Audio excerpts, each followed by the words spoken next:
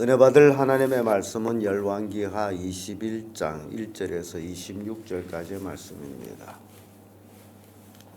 열왕기하 21장 1절에서 끝절까지의 말씀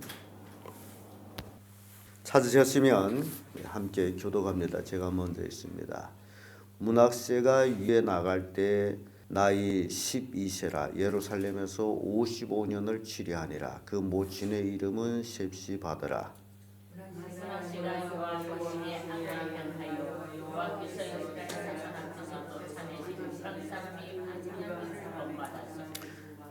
그 부친 시스가의 헐어버린 산당을 다시 세우며 이스라엘 왕 아합의 소유를 본받아 바알을 위하여 단을 쌓으며 아세라 목상을 만들며 하늘의 일월 성신을 숭배하여 섬기며 여호와께서 전에 이르시기를 내가 내 이름을 찾으시리라 하사 여호와의 전에 단들을 쌓고 또 여호와의 전 두 마당에 하늘의 일월 성신을 위하여 단들을 쌓고 또 아들을 물 가운데로 지나게 하며 점치며 사슬을 행하며 시스번더와 박수를 신음하며 여호와 보시기에 악이 많으나니 그 진노를 면박하였으며 또 자기가 만든 아로새긴 아세라 목상을 전에 세웠더라. 옛적에 여호와께서 이 전에 대하여 다윗과 그 아들 솔로몬에게 이르시기를 내가 이스라엘 모든 지파 중에서 택한 이 전과 예루살렘에 내 이름을 영영히 둘지라.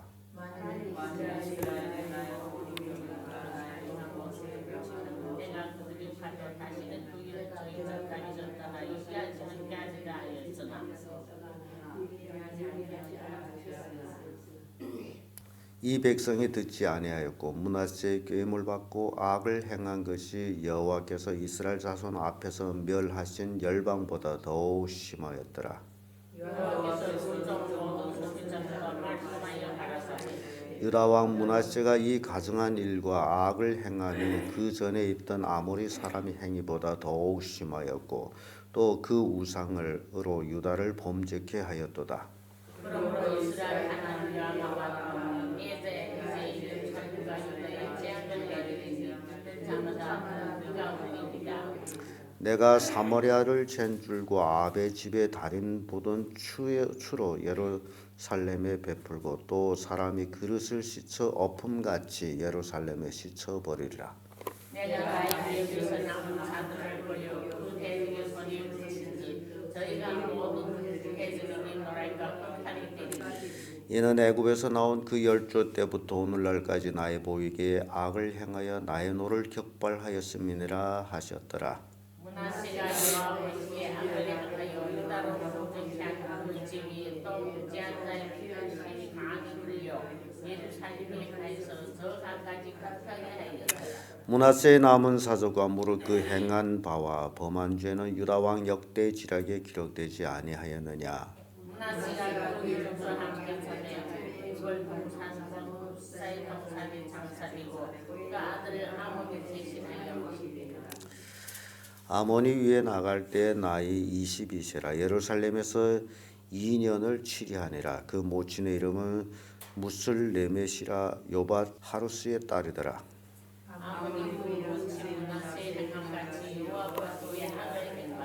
그 부친이 행한 모든 길로 행하여 그 부친이 섬기던 우상을 섬겨 경배하고 그 신복들이 반역하여 왕을 궁중에서 죽이매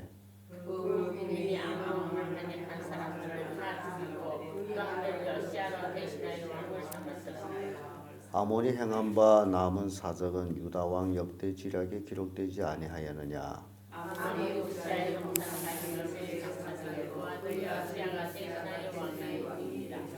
아멘.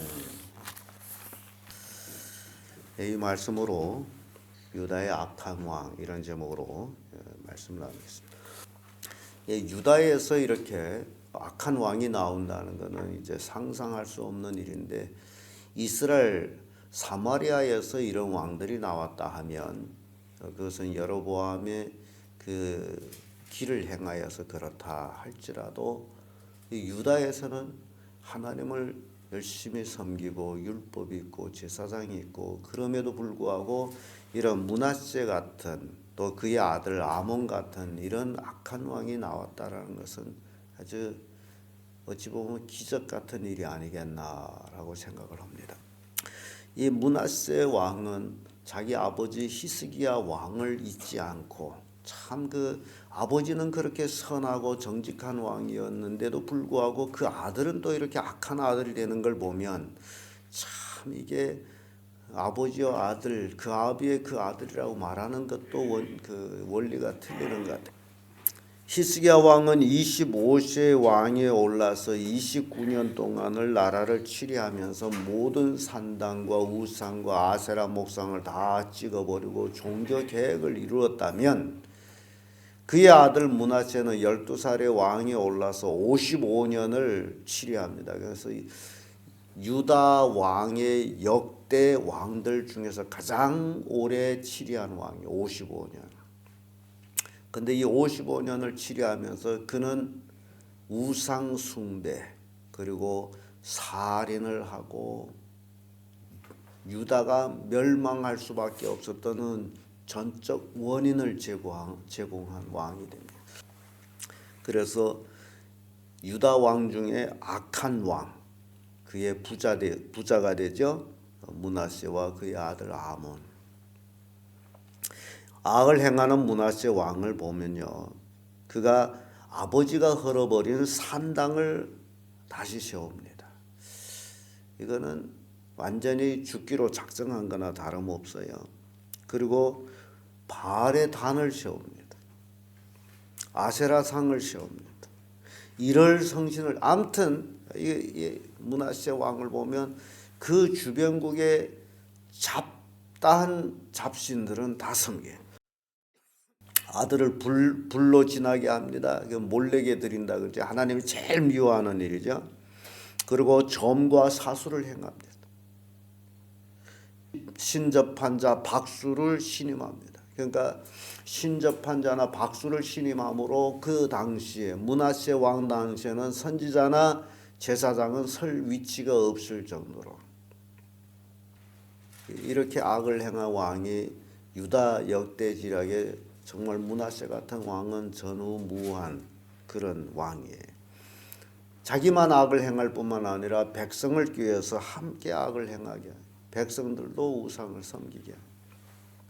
그래서 각처에 산당을 세워서 산당 제사장을 세워서 백성들로 하여금 산당에서 분향하게 하고, 심지어 하나님의 전 안에다가 바알의 단을 쌓고 아세라 상을 세우고, 지금까지 그렇게 한 사람은 없어요. 근데 하나님을 완전히 무시한 그런 왕이 바로 이 므낫세라는 겁니다. 몇 년을 했다고요? 55년을.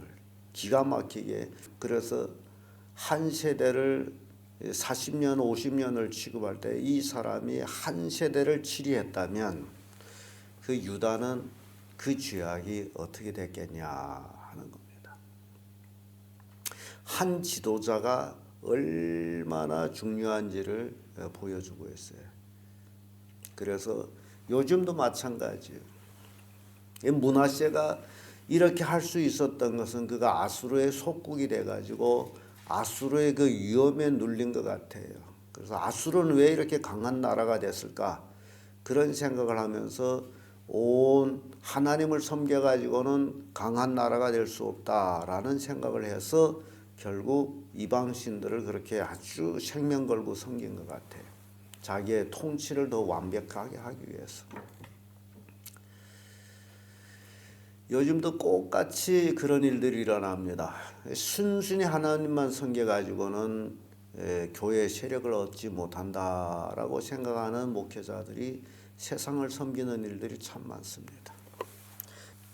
이런 일들이 앞으로는 점점 더 많아질 수도 있다라는 거예요. 왜냐하면 이 세상이 멸망, 종말이 다가오면 다가올수록 별의별 일들이 다 일어나기 때문에 우리 성도들은 정말 근신하여 깨어서 옳고 그름, 선악을 분별할 수 있는 능을 가져야 됩니다. 예배당이다, 목사다 해서 다 하나님을 예배하며 하나님을 섬기는 종들이 아니에요. 그래서 그걸 깨달아야 돼요. 므낫세 왕, 유다 왕이라서 다 하나님을 섬기는 왕이 아니었음을 우리에게 보여주는 것과 똑같아요. 그래서 결국 10절에서 18절까지는 유다가 멸망을 자초한 것에 대한 선지자 예언이 임합니다. 10절에 보게 되면 이런 말씀이 있죠. 여호와께서 그 종 모든 선지자들로 말씀하여 가라사대 유다 왕 므낫세가 이 가증한 일과 악을 행함이 그 전에 있던 아모리 사람의 행위보다 더 심하였고 또 그 우상으로 유다를 범죄케 하였도다. 이 므낫세 왕의 악은 아모리 사람보다도 더 악을 행하였다라고 기록되어 있습니다. 여기서 우리에게 또 교훈 주는 게 있어요. 예수 믿고 교회에 나와서 예배를 하며 헌금한다 할지라도 믿지 않는 사람보다 더 죄를 지며 악을 행하는 사람들도 있다라는 사실이에요. 그래서 단지 교회 나온다는 걸 가지고 그 사람이 신앙이 좋다 나쁘다 구분할 수가 없어요. 이 므낫세 왕이 바로 겉보기야 하나님을 섬기는 왕이죠. 그러나 그는 이방신에 홀라당 빠진 악을 행하는 왕이에요. 똑같아요. 교회 안에도 하나님을 섬긴다면서 이방을 섬기는 사람들이 많습니다. 그래서 그것으로 인해서 심판을 받게 된다라는 거예요. 심판. 11절에 유다 왕 므낫세가 이 가증한 일과 악을 행함이 그 전에 있던 아모리 사람의 행위보다 더 심하였고 또 그 우상으로 유다를 범죄케 하였도다. 이제 심판이 떨어지죠. 그러므로 이스라엘 하나님 여호와가 말하노니 내가 이제 예루살렘과 유다의 재앙을 내리는 듣는 자마다 두 귀가 울리리라. 하나님의 재앙이 선포됩니다. 어떤 재앙이냐? 13절에 내가 사마리아를 잰 줄과 아합의 집에 달인 보던 주로 예루살렘에 베풀고 또 사람이 그릇을 씻어 엎음같이 예루살렘을 씻어버리리라. 지금 이 유다가 범죄한 것이 사마리아의 범죄와 똑같아 그 얘기예요. 그래서 사마리아를 심판한 그 심판으로 똑같이 유다를 심판할 것이다. 사마리아가 아수르에 멸망했잖아요. 똑같이 심판하는데 이스라엘 심판한 것과 또 아합의 집을 심판한 것과 똑같다. 그래서 그릇을 씻어서 엎는다는 얘기 나오죠. 그릇 씻어서 왜 엎죠? 물 다 빠지라고. 이게 이 표현이 굉장히 우리에게 교훈을 주는 표현인데 예루살렘을 하나의 그릇이라고 생각할 때 그 예루살렘의 그릇에 담겨있는 예루살렘의 사람이 쓸 놈이 있다 없다? 그래서 싹 씻어 엎어버리는 거예요. 쓸 놈이 하나도 없다. 죄악으로 꽉 차 있는 그릇이라는 얘기예요. 그래서 씻어서 싹 버려서 엎어버리는 거예요. 므낫세 왕을 통해 가지고 예루살렘의 심판이 임하는데 두 귀가 쩡하리라. 그래서 므낫세 왕을 인하여서 결국 유다 왕국이 멸망이 자초되는 것들을 이제 보여줍니다. 그리고 14절에 와서는 내가 나의 기업으로 남은 자를 보려 그 대적의 손에 붙인즉 저희가 모든 대적에게 노략과 겁탈이 되리니 이는 애굽에서 나온 그 열조 때부터 오늘날까지 나의 복이 악을 향하여 나의 노를 격발하였음이라 하였더라. 결국 이제 대적한테 침략을 받아서 멸망할 것에 대해서 말씀을 주고 있습니다. 대적의 손 아수르죠. 아수르 우리 지금 읽은 이 열왕기하에는 기록되지 않고 있습니다만은 역대하 33장에 가서는 이 므낫세 왕에 대한 기록이 있습니다. 아수르 군대 장관들이 쳐들어와 가지고 므낫세 왕을 생포해서 끌고 가요. 그래서 거기가 생포되어 있다가 결국 므낫세 왕이 그때 비로소 깨닫고 회개합니다. 그래서 풀려서 돌아와 가지고 계속 왕위에 있어요. 회개한 내용이 나와요. 그러니까 하나님의 심판은 두 종류가 있다라고, 두 가지 의미가 있다라고 생각하면 되는데, 하나는 죄악에 대한 심판과 따라서 회개할 수 있는 기회를 주는 것, 그 심판을 통해서 회개하게 하는 것. 그러니까 우리가 신앙생활 하다가 잘못된 것들이 있다면 어떤 징계를 통해 가지고 금방 회개해서 돌아서는 것, 그것이 축복이라는 거예요. 므낫세 왕은 회개하고, 그리고 오늘 본문의 말씀을 통해서 우리가 알 수 있는 대로 18절에 내려와서 므낫세가 그 열조와 함께 자매 그 궁궐 동산 곧 우사의 동산에 장사되고 그 아들 아몬이 대신하여 왕이 되니라 하는 말씀이 있죠.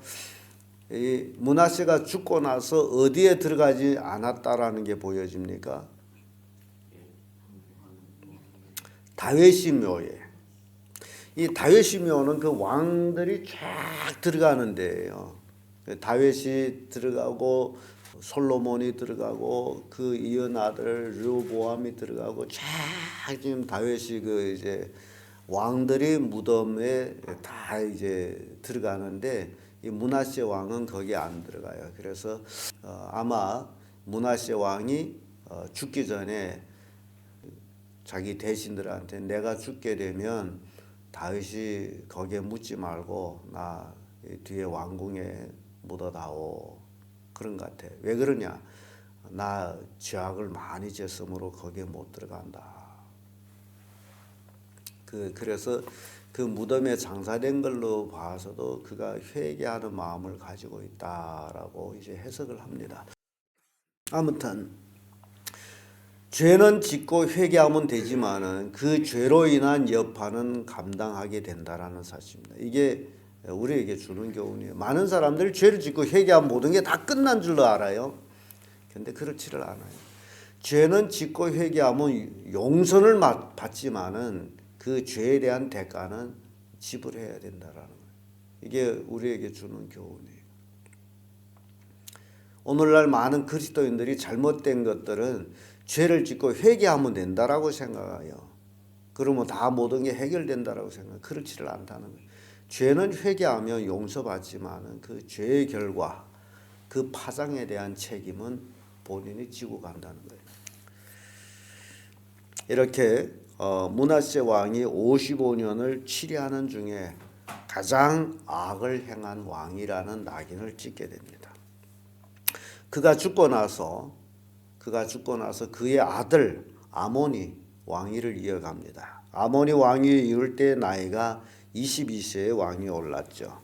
그런데 지금 선지자를 통해 가지고 이제 하나님의 심판이 떨어질 때에 아합의 집을 다림 보던 추로 예루살렘에 베풀고 또 사람이 그릇을 씻어 엎음같이 예루살렘을 씻어 엎을 아합의 집과 같이 된다라고 했죠. 그래서 이 하나님 말씀이 정확무한 것은 이 므낫세 아들 아몬이 왕위에 올라가지고 어떻게 해요? 똑같이 자기 아버지 므낫세와 똑같은 악을 행합니다. 예, 아비와 아들이 똑같이 죄악을 행해요. 하나님 앞에. 그 결과 아몬이 2년을 치리하고 결국 부하들이 반역을 해서 아몬을 죽여버려요. 열왕기상 22장에 가보면 아합이 죽고 나서 그의 아들 아시야가 왕위에 오르는데 2년 만에 죽어요. 병의 침상에서 일어나지 못하고 죽어요. 그게 하나님 말씀이 이렇게 무섭다는 겁니다. 아합의 집같이 되리라, 똑같이. 그래서 이 아몬이 왕위에 올라가지고 2년을 치리하다가 결국 그 내시들이 반란을 해가지고 반역을 해서 그 신복들이 23절이 그러죠. 그 신복들이 반역하여 왕을 궁중에서 죽임해. 심각한 얘기입니다. 이 신복들은 왕을 보호하는 자들이에요. 신복들은 왕을 보호하는 자들이고 왕궁은 왕의 요새예요. 그런데 자기의 요새에서 자기를 보호하는 자들이 손에서 죽었다. 이게 우리에게 교훈을 주는 거예요. 아무리 네가 요새에 있다 할지라도, 아무리 너를 수많은 사람이 둘러서 보호하고 있다 할지라도 네가 하나님 앞에 죄악을 지면 그들이 칼에도 죽을 수 있다. 그래서 심판자는 하나님이시다라는 거예요. 나를 보호하는 자가 많고 적음이 중요한 게 아니에요. 가장 중요한 것은 하나님 앞에 악을 행하지 않는 것. 결국 국민들은 왕을 반역한 자들 잡아서 죽여버립니다. 반역자는 잘했든 못했든 반역자야. 그래서 죽임을 당해요. 24절에 보면 그 국민이 아몬 왕을 반역한 사람들을 다 죽이고 그 아들 요시야로 대신하여 왕을 삼더라. 그래서 아몬의 아들 요시야가 이제 대신 왕이 오릅니다. 그리고 아몬이 행한 바 남은 사적과 유다 왕의 역대지략에 기록되지 아니하느냐. 아몬이 우시아의 동산 자기 묘실에 장사되고 그 아들 요시야가 대신하여 왕이 돼. 그래서 아몬도 이제 왕들의 묘지에 못 들어갔어요. 이거는 슬픈 일이죠. 그리고 아들 요시야가 왕이 올라요. 근데요, 참 또 재밌는 거는 요시야는 므낫세에게 뭐가 되는 거예요? 손자가 되죠. 그런데 아버지와 할아버지가 그렇게 악을 행했는데 또 이 손자 요시야한테 와서는 히스기야 왕처럼 하나님을 섬기는 왕이 돼버려요. 이게 심각하게 우리가 이제 보게 되는데요. 그래서 이 요시야에 대해서는 다음 시간에 우리가 살펴보고요. 요시야가 아버지 아몬이 이제 부하들이 배반으로 인해 죽음을 당하고 이제 왕이 올라가죠. 여기에서 우리에게 교훈을 주는 내용은 죄가 무서운 것은 지금 사람들이 죄를 무서워 안 하는데 죄가 무서워한 것은 반드시 그 죄가 따라와서 심판한다는 것. 죄는 지나가지 않는다는 거죠. 죄는 반드시 심판이 있다는 거예요. 그래서 죄가 무섭다는 거예요. 그래서 회개하지 아니하면 반드시 그의 죄가 꼭 따라와서 심판한다는 거죠. 유다 왕 중에 가장 악한 므낫세 왕이 55년을 통치하는 가운데 온 나라로 우상으로 망하게 한 장본인이었다. 오늘날도 하나님 외에 우상을 가정에서 섬기고 있다면 역시 망하는 계기가 된다는 겁니다. 근데 사람들은 현대 우상이 뭔지를 잘 모르고 있다라는 거예요. 자기가 우상 섬기면서. 여러분들 현대 우상이 뭘까요? 하나님보다 더 사랑하는 것이 뭘까요? 돈이죠. 현대 우상은 돈인데 옛날에도 그것이 우상이었어요. 그래서 금송아지를 섬겼다 그러죠. 금송아지. 아세라나 바알을 섬기는 것도 역시 돈이에요. 풍요의 신이거든요. 그들을 섬김으로 풍요를 얻는다. 역시 돈입니다. 그래서 예나 지금이나 섬기는 방법은 틀리지만은 내용은 똑같다. 옛사람도 우상이 돈이었다면 지금 현대 사람도 우상이 돈이다.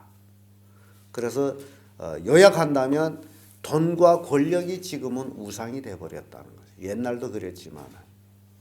그래서 우리 성도들이 지금 이 시대에 살아가면서 정말 나는 돈이 우상이냐 아니냐, 아니면 자식이 우상이냐 아니냐, 권력이 우상이냐 아니냐 등등 여러 가지를 우리는 늘 삶 속에서 질문을 해야 됩니다. 그래야 우상을 멀리할 수 있어요.